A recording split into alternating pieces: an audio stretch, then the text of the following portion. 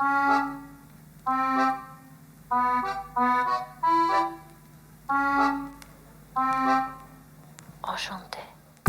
world, you're listening to Globethotter, the pod that puts the lover in travel lover. I'm your host, Cassy Martinez, and each week I trade tales with a slew of amazing adventurers who, like me, kiss and tell. I'm so excited for you guys to meet total badass and certified globethottie Sarah Lempa, a motorcycle riding digital nomad who splits her time between the US and Indonesia. Sarah is both simultaneously the woman I want to be and date. She is also the founder and brains behind Dang Fine Creative, where she specializes in social media, content marketing, copywriting, and then some. A freelance writer, you can read some of her articles, including 7 Things I Learned from Dating in Other Countries, in the likes of Vice and Business Insider, just to name a few. After graduating, Sarah snagged a one-way ticket to Vietnam and never looked back. The only continent she hasn't stepped foot on yet is Antarctica, and she's lived in both Australia and Indonesia, working full-time. So yeah, you can say she's goals. On today's episode, she's sharing the story behind one of her steamiest travel hookups so far, which starts off 10,000 feet up in the air. So, stay tuned, won't you?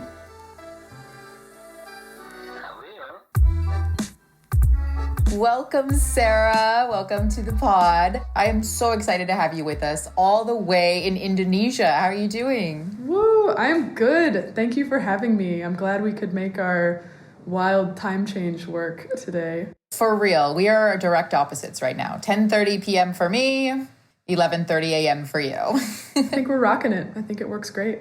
Honestly, I love a late night meeting. This is my optimized time. So Thank you for making it work. Hell yeah. Thanks for having me on. Yeah. So you guys, Sarah is a freelance writer and she's a creative media strategist and a total badass that is living my dream life over in Bali. If you guys give Sarah a quick Google, she covers topics like travel, mental health, business, all over the web. Where can we find some of your bylines?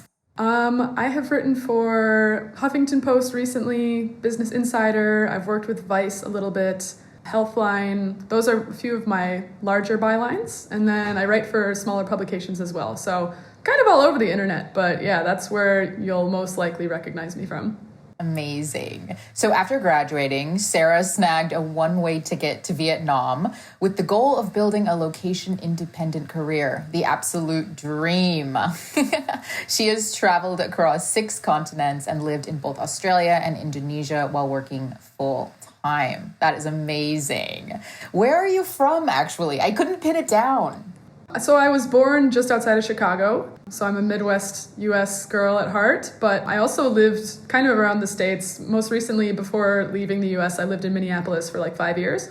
So I went to the University of Minnesota. And when I think of home in the US, it's honestly probably more Minneapolis at this point, just because of the recency. But yeah, my family's still in Chicago, but then I have like people all over the place. So honestly, you plunk me down anywhere in the US and I'm like, oh, my people, I'm home.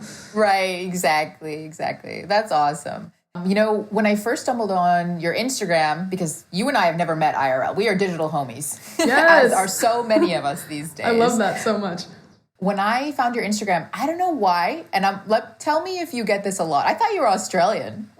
I do get that, and I don't really know why. I mean, maybe there are pictures from Australia there, but even like in real life, like I actually just met somebody this weekend who was like, oh, are you from Oz? And I'm like, no, but I live there. And I also get Canadian a lot, so, you know. Okay, fair enough. You know. Oh my God. Right? I don't know if it's like the way I talk or the way I look kind of thing, but I'll take it because it's always fun to be mysterious, right? I'm like, maybe I am Australian. Maybe you didn't know. She is country ambiguous, you guys. Yes. I'm Can't from pin her wherever. down. Just throw me somewhere. It's fine. That is a true sign of a digital nomad when people literally are like, where the hell are you from? I cannot pin it down. It gets more ambiguous the more and more you go on, I feel like.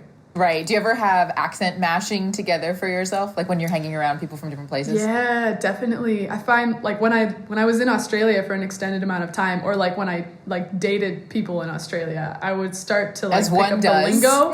Yes, naturally.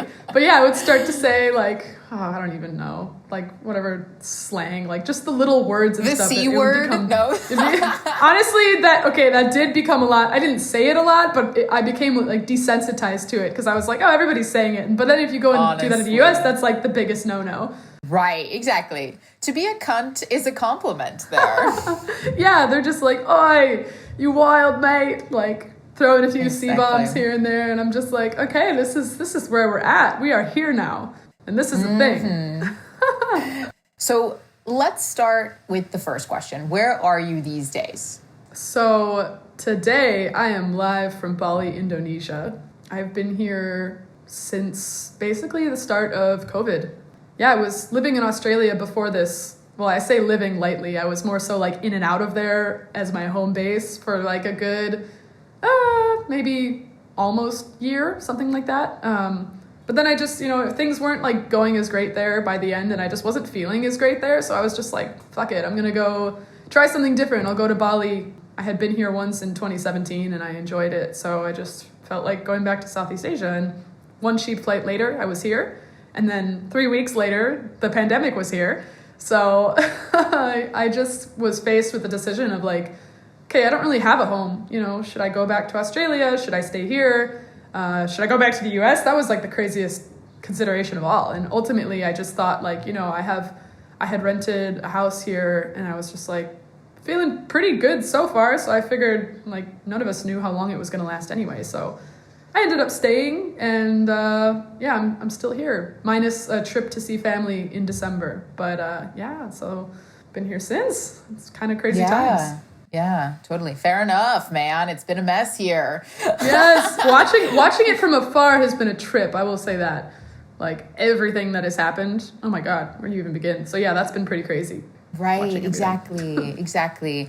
And does that kind of just come down to community too? Like you're looking at your other fellow folks that you've become friends with in Bali and you're like, okay, I'm going to stick it out with you guys and we're going to ride out this storm together. Yeah, I think so. Like that was a really big thing for me that like when I was towards the end of my time in Australia, a lot of my community had kind of like disbanded. So like I wasn't, around the same people that I was with when I first started living there. So it was really lacking for me. And then I came here and ended up living with some cool people right off the bat that I just met from a Facebook group and we ended up really getting along.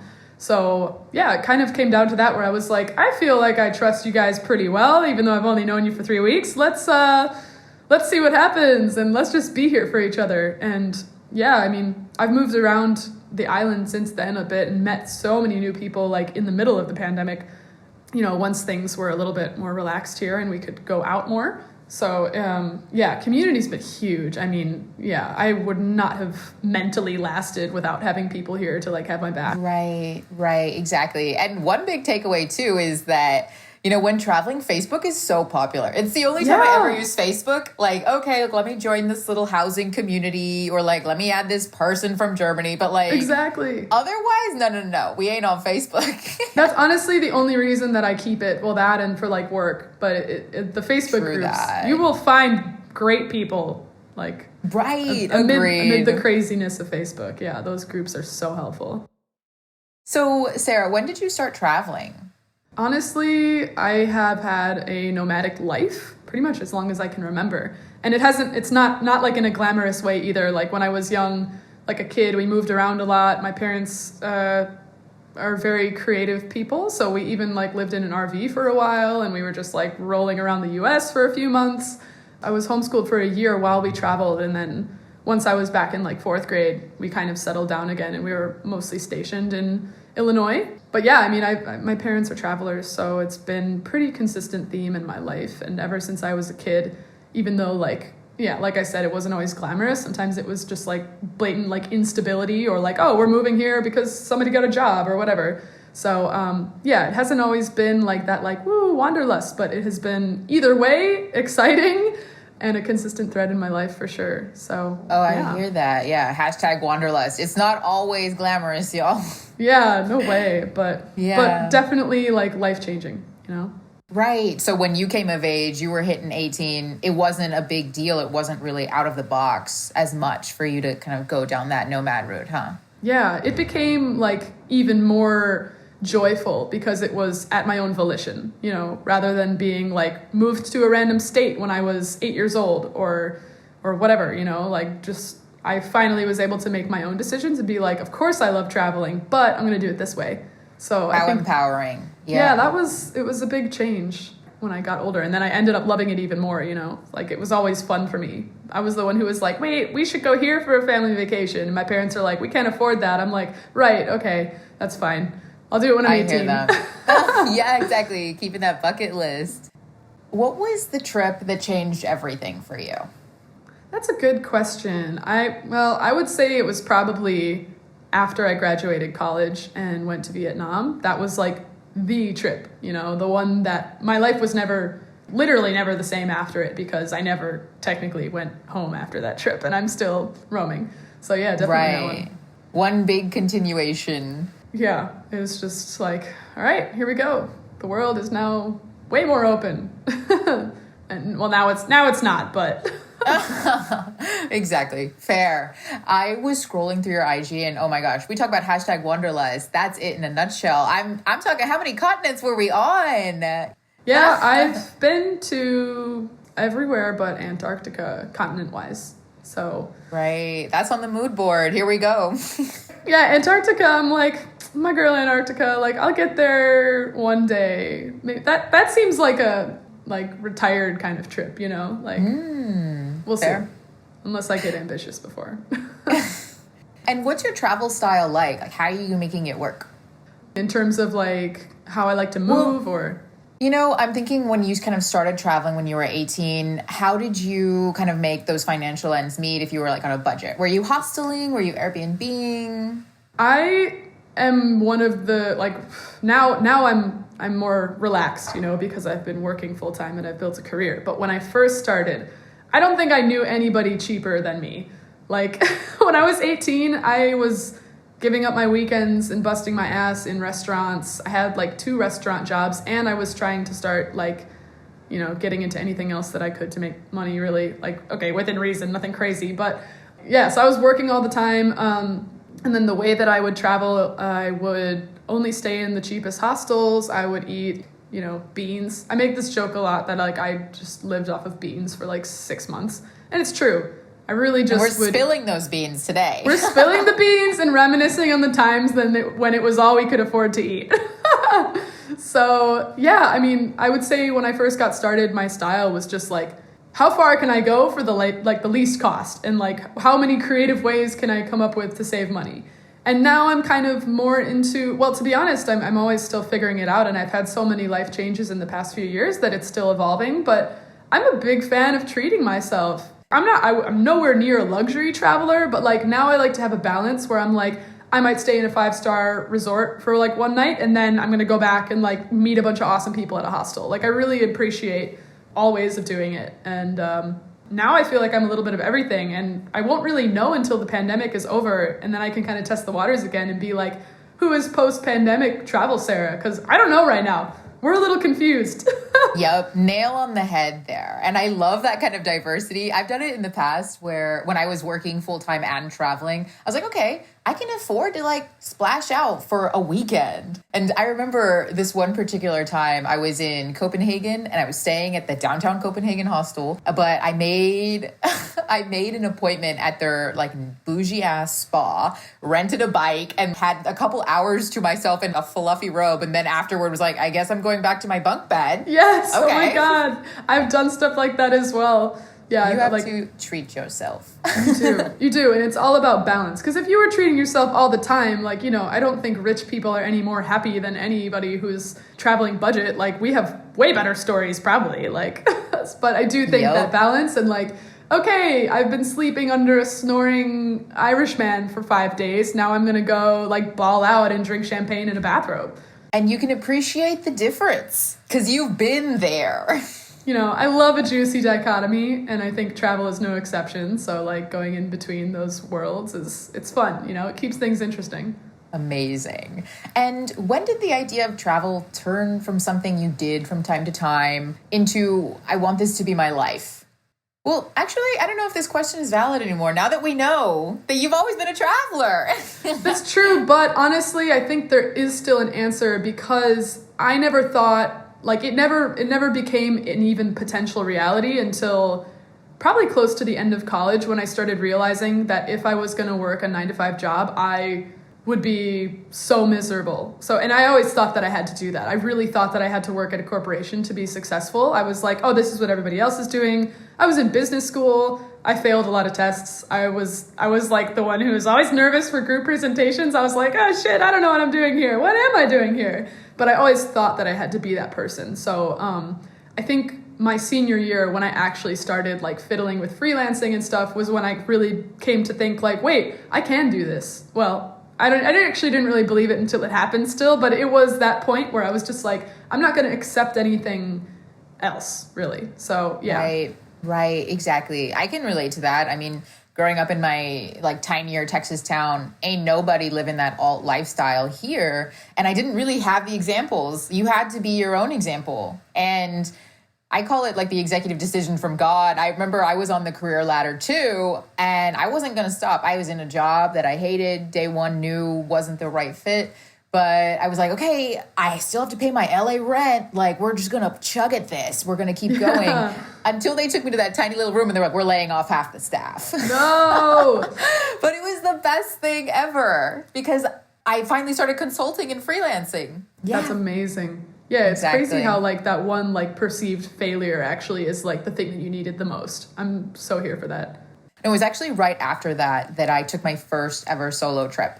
I was going to Portugal to meet up with a friend, and I just didn't get back on the return flight. And it was a baby little solo trip in comparison to some of the stuff I've done more recently and like what you're doing right now. It was just 1 month, maybe even less than, backpacking around Western Europe, you know, the first little solo trip, like, ooh, okay, this is different. The world can be held in a different way. That's so good.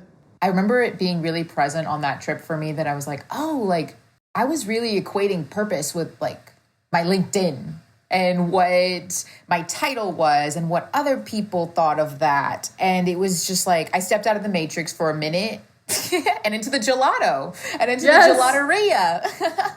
And that was all you needed. I feel that though, like that letting other people define your worth is such a problem, especially in the early days of our career, I feel like.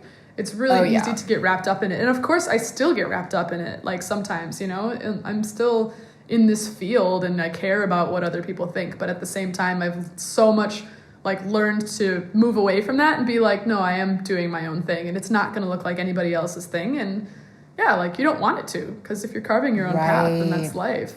Right. I love the honesty too of like, we can still find ourselves feeling this way, revisiting those old feelings and being like, oh, I thought I grew out of that.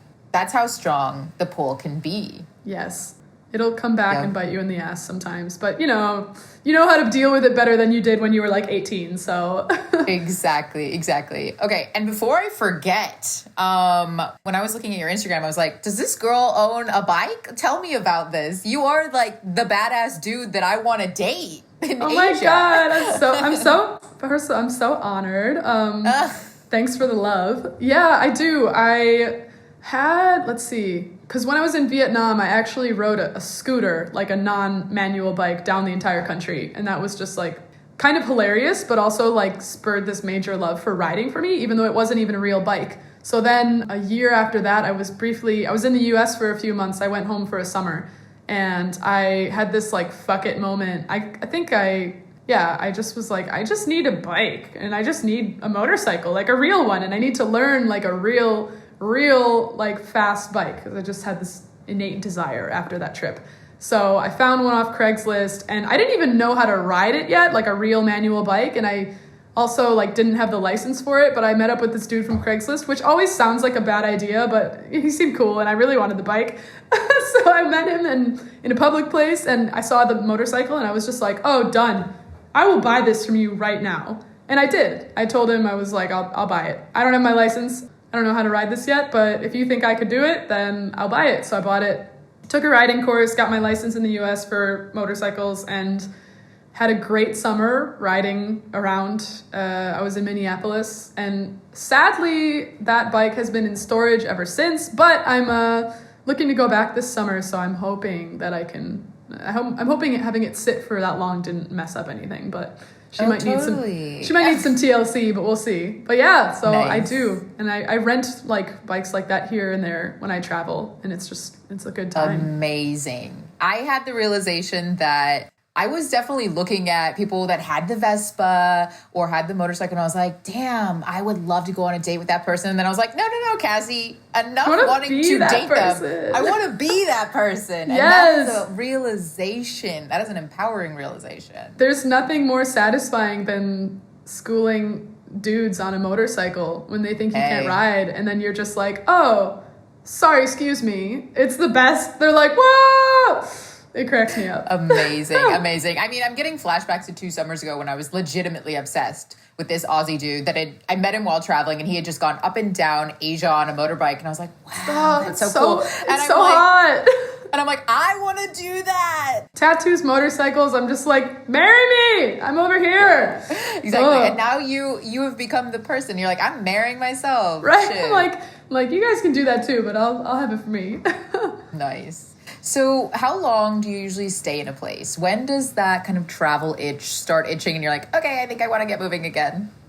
Yeah, so I mean, this year has been just a complete clusterfuck, of course, as it has been for all of us. So I don't really, like similar answers before, I'm still kind of not sure who I am with this now. I'm going to refigure it out. But in general, before the pandemic happened, I moved so fast. Like, I was like gunning it. People were like, are you running from something? Are you okay? My dad even asked me that once. He's like, what are you running from? I'm like, I don't know. I don't know what I'm doing. Valid question. I was like, I'm just excited, I guess. So I was moving really fast. Like, I would go every month. I was in a new country or continent, and it was pretty wild. But then I started realizing, after doing that for about a year, I started to like not feel very good. And I couldn't figure out why I didn't feel good. But I was having like really bad anxiety. It was torturous, really. Like, I was like, whoa, what just happened to my mental health? Oh my God, my life is my dream. Why do I not feel good? And that was like a really long, like 6-month discovery process where I kind of came to the conclusion that A, I needed to move a bit slower, and B, having a community is super important to me.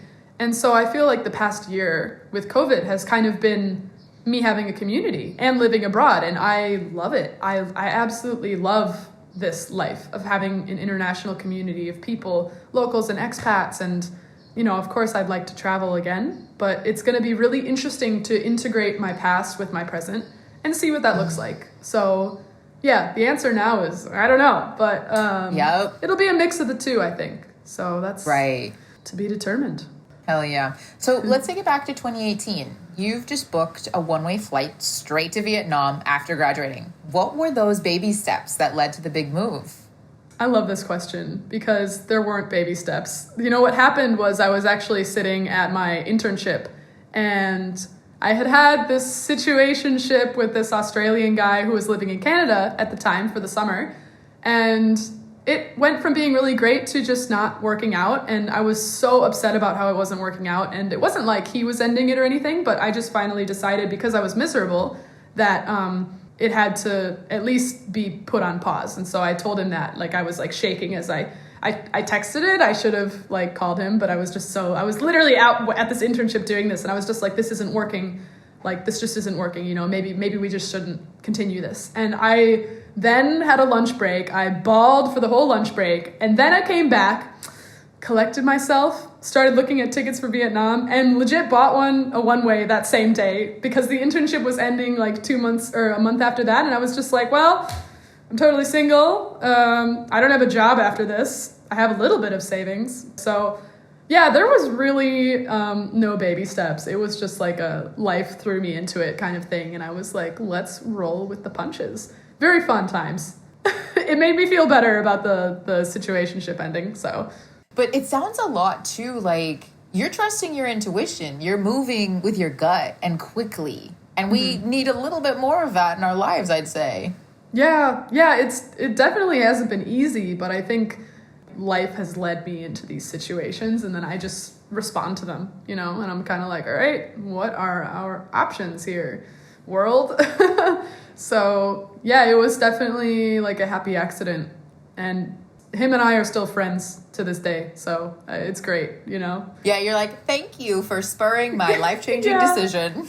He might listen to this, you never know, but you never know. If we do have any cute Aussies here, say hi. So funny. Amazing. So speaking of those one-way flights straight to Vietnam, I'm dying to dive into your story time, which you've told me a little bit about, takes place 30,000 feet up. Yes. Oh my gosh. So I had to have been 20 when this story started. It was like I was still in college and I was going down to Florida to visit my grandma, ironically, because this is such an innocent place to be going and, you know, like going to see grandma, like I'm the good granddaughter, you know?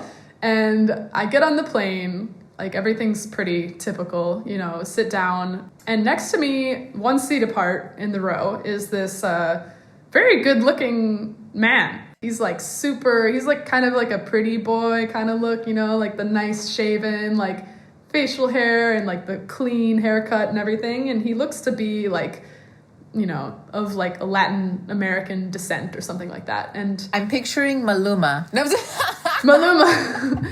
He's like, yeah, I couldn't tell like how tall he was or anything, but I kept like staring at his face. I was like, okay, hi.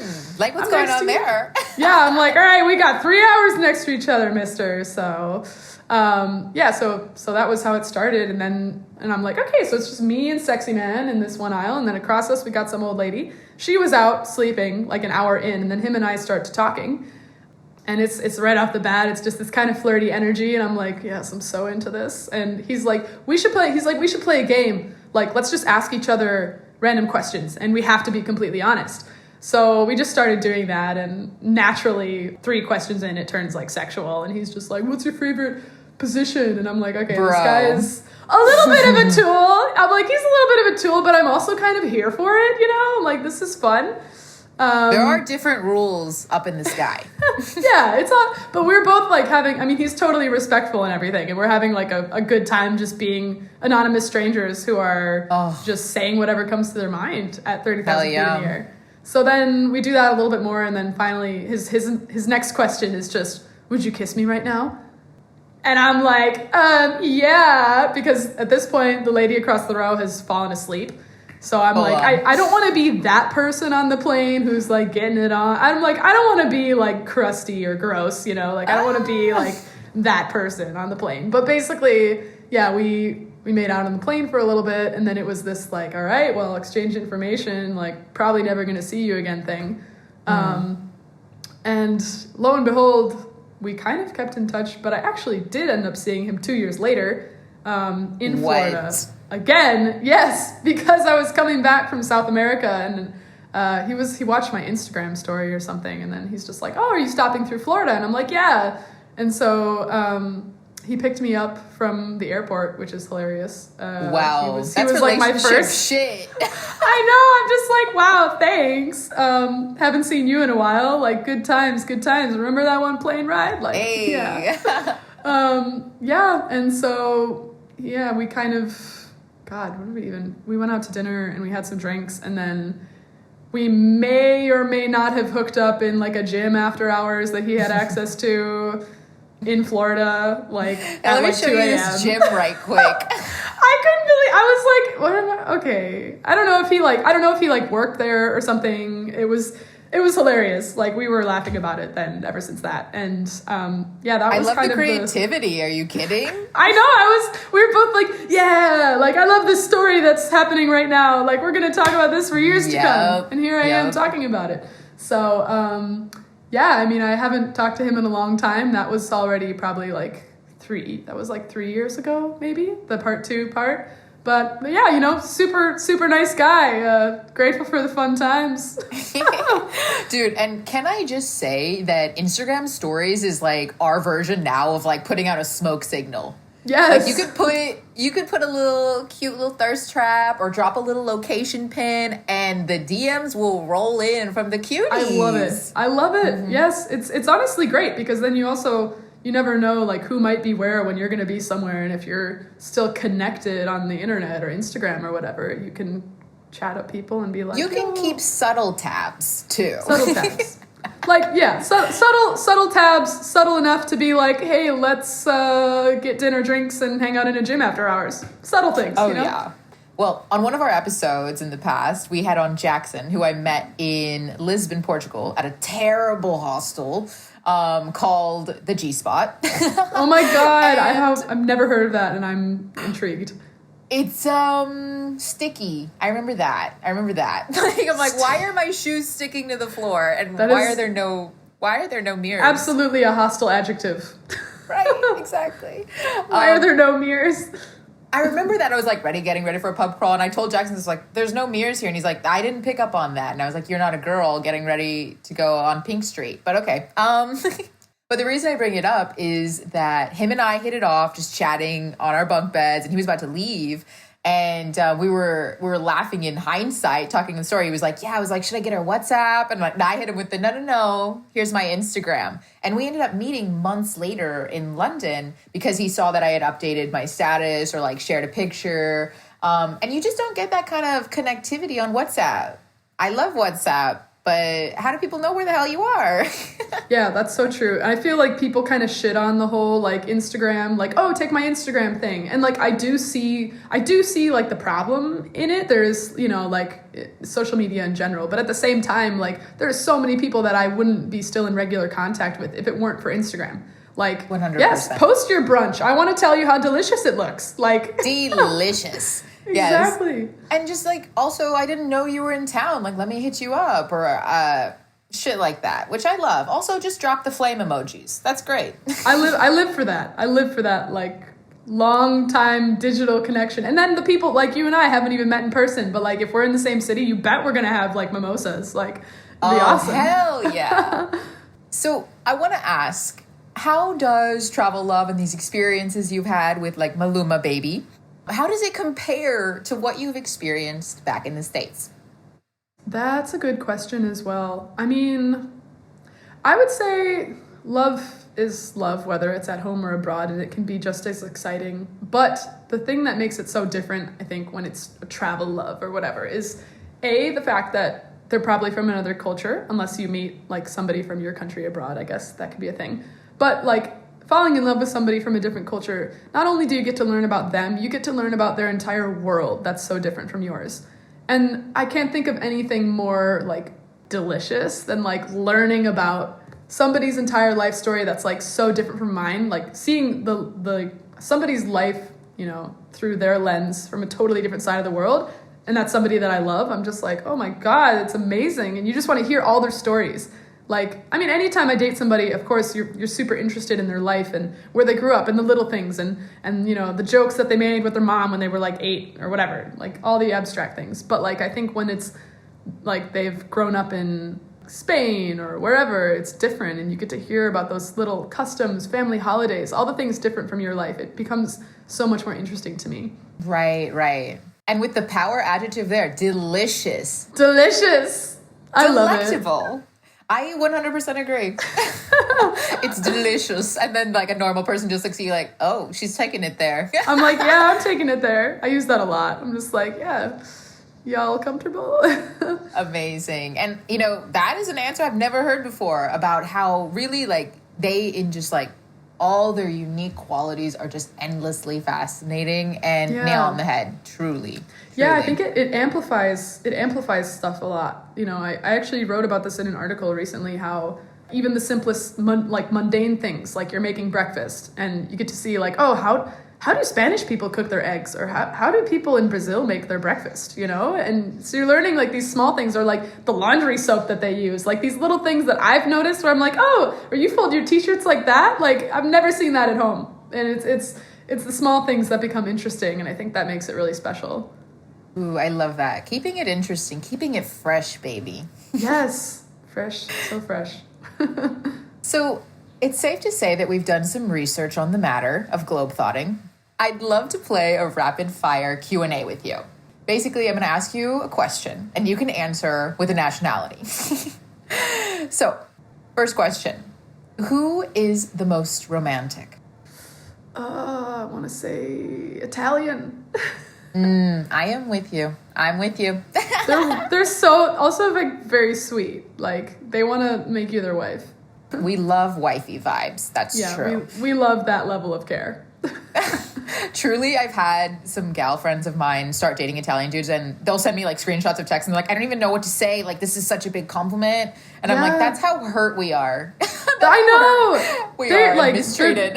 The level of romance, I mean, like little notes and thoughtful messages, and like, yeah, they are a more like emotional, in a good way, population of men. I find that a lot of them are pretty sensitive, and they're also in touch with it, so they can use it as a positive force. Of course, there's always exceptions to the rule, but yeah, I gotta not a love for my Italians. Ooh, and what about most flirtiest? Flirtiest, probably any South American countries, maybe like Brazil. Oof. Brazil comes to mind, I feel. Ooh, yes, I want to experience that. Okay. I want to experience that for myself. Yes. No, it's good. One time that comes to mind is I was in Rio de Janeiro for Carnival. There was this beautiful Brazilian man, and I feel like he didn't even say anything. And I was like, I understand.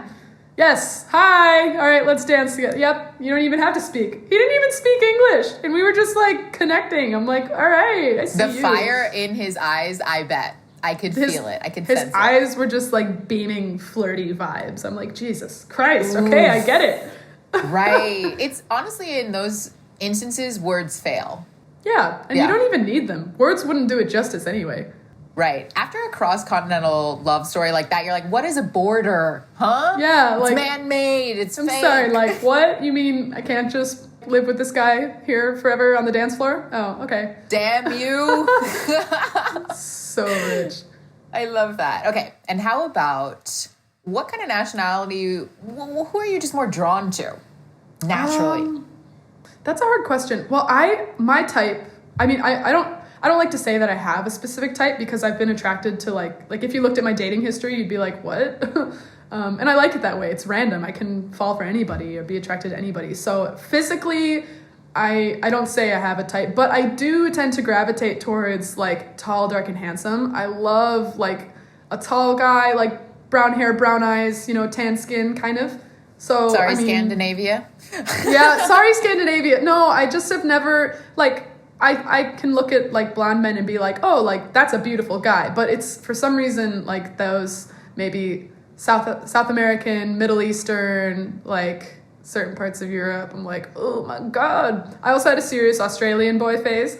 Can be anybody. I feel like the Australian cutie phase is very real. Like they're just so adventurous and fun, and you're like, they're so fun. Like, where are we going? And a lot of them are like hilarious, and yeah, they're just a very fun time. Like all of a sudden you're like, why am I into this guy with a mullet? Okay. Yeah. You're like, all right, take me to the Outback. I'm here for it. Exactly. I love that. Amazing answers there. Quickly with the answers and the breakdown. So I want to get into the real talk. In my experience as a digital nomad, someone that's definitely on the road all the time, it's hard for me to try and be serious with somebody or even get in the mindset of being serious with somebody. I wanted to get your thoughts on the matter because you're living that digital nomad life. You're in one place at the moment, but when you're getting going, what's going through your mind when you meet somebody that you're like, ooh, we have amazing chemistry here? Yeah, that's a good question. And I feel like I agree with you in that what you said about like even getting in that mindset, like that can be a tricky part. And I feel like with me, there is such, and this is more personal. It's not like this for everybody. There is such a massive distinction between like, ooh, he's cute, I'm kind of into him, and like I have feelings for you. So like if it's just like, oh, you're cute, I'm into you, then I don't really think much of it, It is what it is until it isn't, or it is what it is until it is, if that makes sense. But that's the thing on this hand, like if I have feelings for somebody, which does not happen very often for me. I'm very like, I don't want to say like selective, but it's kind of like takes me longer to get feelings for somebody. It builds over time. It's something that I don't That's take lightly. healthy. Yeah, it's good. I mean, it definitely, like, sometimes I'm like, oh, I wish I had a crush on someone, and it'll be a long time that I don't. But when that happens, okay, like, I'm just, at that point, I'm like, let's make it work. Let's just do it. Fuck it. Let's go to, like, Japan tomorrow. I don't care. Let's do it together. Then that's after, like, months of, you know, building and trusting somebody. And so I guess in that vein, like, I would have to be in somewhere for a while or be in touch with somebody and then meet up with them again, because that has happened as well, where, like, it builds slowly and then we cross paths again. And then by the third time, I'm like, I like you. Oh my God. Now what do we do? And Fair. yeah. So there is always potential, regardless of, like, my nomadic life. If I, like, connect with somebody and I want it to be more of a thing, and hopefully they do too, then I will base my actions off of that. And I think that's part of what's so beautiful with this lifestyle, is that you have that freedom. Nobody's holding a gun to your head and saying, you have to travel. Like, you know, we choose it. So then if we want to slow things down and we want to have a partner and we want to base up somewhere, then we can do that. So I guess my answer is, yeah, there's always potential. And yeah, I love. So you never know what'll happen. Amazing. And you heard it here first. She's open to the conversation, y'all. Yeah, slide in my DMs. Truly, I think dating and relationships is all just a mindset thing too, right? Like, if you're in your phase where, you know, a long-term this or that, it's not serving you, you're going to sabotage yourself. Even if you're on a dating app, you're like, I'm not going to be doing this. This is not what I want. But I like what you said about being open to, okay, I've discovered somebody, let's with time talk about taking it seriously. Exactly. I kind of, like, I let the feelings come to me. I don't look for, I'm not pressed to have a boyfriend. I don't need that, you know? Like, I'm totally fine, and I don't even want to, like, look for it or work for it, because then to me it's already fake. If I'm trying, like, that's like a confirmation bias thing to me. If I go on a date with a guy and I'm like, are we going to date? Am I going to have feelings for you? The answer's no. If it's not already there, the answer's no. So I just wait until it hits me like a brick in the face, and then I'm like, fuck! What's happening? That's usually how my dating life is. The Empowered Woman's Guide to Dating Guys, right here. Just let it hit you like a brick in the face. That's about it, folks. True. I can see the headline now. I love it. Wild times. I remember I went on a little girls' night dinner with a friend, and I was telling her all of my little travel love stories, as one does when one's back from a trip. And she's so cute. She was like, oh my gosh, like, they all sound so amazing. Like, are you, like, staying in super touch with any of them? Like, what are you going to do next with that cutie from Brazil? And I'm like, it was what it was. Like, why are we... Exactly. Like, just that kind of pressure into making it something. Yeah. And if you meet up again, maybe it will be something more, but maybe you never see each other again. Like the plane guy, you know, I probably won't ever see him again at this point, but you never know. Like, yeah, it's just fun. Just play it by ear. Oh, totally. And it's honestly like when you start telling your stories is when you realize, like, oh, everybody's holding the world in a different way. Everybody holds relationships in a different way, and like what they expect out of people and whatnot. So honestly, travel expands your horizons on that for sure too. Exactly. Yeah, it's part of the fun, and trial and error as well. I mean, you're gonna fall on your ass, like, and be heartbroken in Ecuador or something. That happened to me. It's just like, you know, but it's part of the process. Heartbroken at home. Yeah, true. Yeah, heartbroken at home. It's a no for me. So. Amazing. And on that note, how can people keep up with you and your amazing adventures? I am definitely the most active on Instagram. So yeah, that way. Or I also have a very, very intermittent newsletter that you can find from my website. So yeah. Well, I'm so glad that you got to join us tonight. And we're so candid with us. Real talk. Yes, I love it. This was so fun. Thank you. And thanks for everybody tuning in. Yeah, and I will be holding you to that mimosa. Yes, somewhere. I'll be joining you. Ideally in Southeast Asia. I'm here for it. I will be in and out of here probably for a while, so. To keep up with Sarah and all her adventures, be sure to follow her on social media at Travel Lempa. And we've got a juicy surprise for you right after this message. Stay tuned to hear a voicemail right off the Globethotter Hotline from listener Michaela, where she shares a story straight out of a rom-com starring her and her German exchange program, Penpal.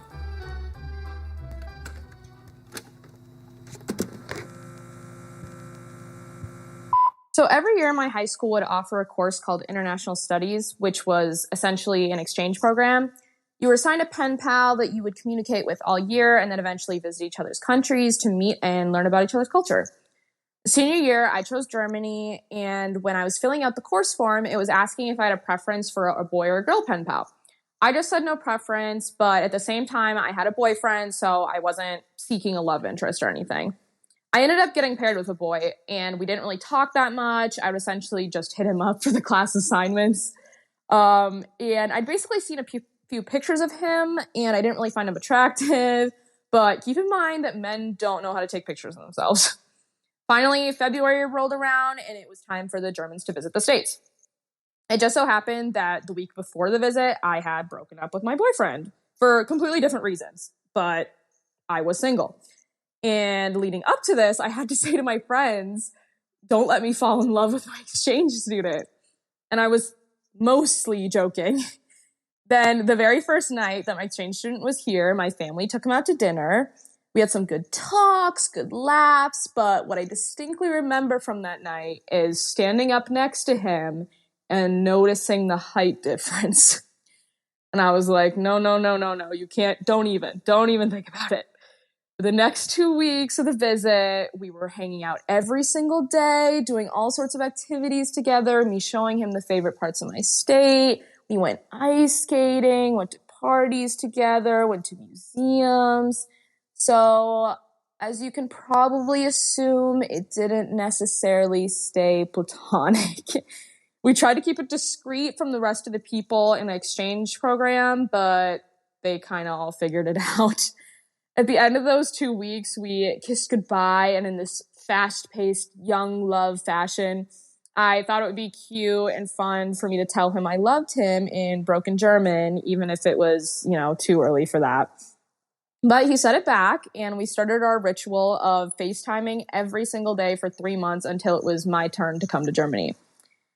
We would talk on FaceTime sometimes up to 3 hours. And we would work around the time zone differences, talk about all sorts of things. I mean, just like, who wouldn't want to hear a European boy talk about how pretty you are in his cute little accent every day? We did things like send each other mail, daily voice memos, and planning what we were going to do together once I arrived in Hamburg. We had several talks about, maybe we were going too fast, maybe we were jumping into things, how hard it was going to be with us in 2 different countries. But, we chose to put it all aside until I had my trip to Germany. So after the 7-hour flight, I dropped my luggage on the ground and almost tackled him in a hug because I was so excited. My month-long stay in Germany was just like his stay in the States, except this time it was in Europe and with the high of anticipation of seeing each other again.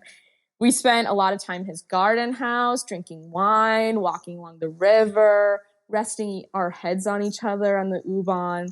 We even took the train to Berlin together. So eventually, when my 4 weeks in Germany were up, we did the whole heart-wrenching, tragic goodbye in the airport. We were both crying profusely, not knowing when we were going to see each other again. And we later decided that we would open up the relationship to make it easier for the both of us, but we still stayed in really close contact. He eventually came back to the States to spend my birthday with me and have Thanksgiving with my family. A few months after that, we eventually started talking less and less as we each had our own lives in our respective countries and we grew apart. But I will always remember the adventure of my international love very fondly. Inspired to share your own epic travel story on the Globethotter Hotline? All you gotta do is go to speakpipe.com/Globethotter to leave an up to 90-second voicemail detailing your travel tale. A quickie, if you will. Want to stay anonymous? No name is required to leave a voicemail. Till next time, I'm Cassy Martinez.